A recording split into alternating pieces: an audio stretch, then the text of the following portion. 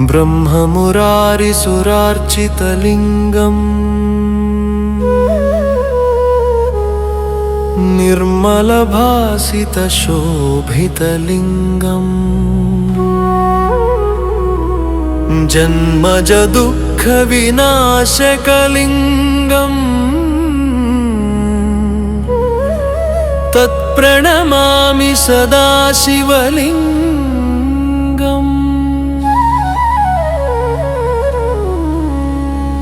देवमुनिप्रवरार्चितलिङ्गं कामदहनकरुणाकरलिङ्गं रावणदर्पविनाशनलिङ्गं तत्प्रणमामि सदा शिवलिङ्गम्। सर्वसुगन्धसुलेपितलिङ्गं बुद्धिविवर्धनकारणलिङ्गं सिद्धसुरासुरवन्दितलिङ्गं तत्प्रणमामि सदा शिवलिङ्गम्।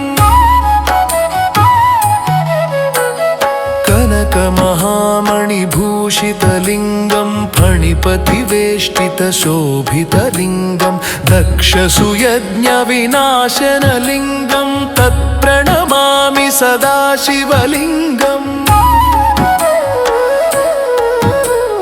कुङ्कुमचन्दनलेपितलिङ्गं पङ्कजहारसुशोभितलिङ्गं सञ्चितपापविनाशनलिङ्गं तत्प्रणमामि सदा शिवलिङ्गम्।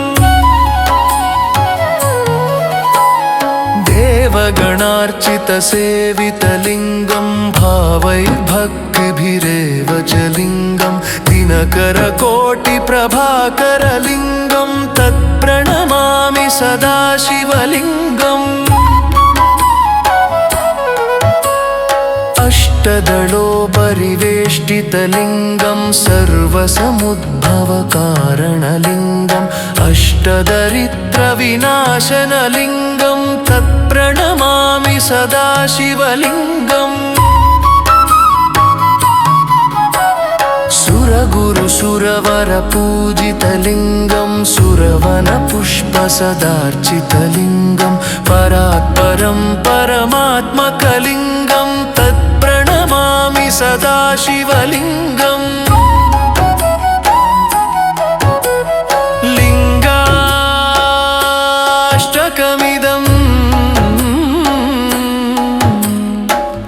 पुण्यं यः पठे शिवसन्निधौ शिवलोकमवाप्नोति शिवेन सह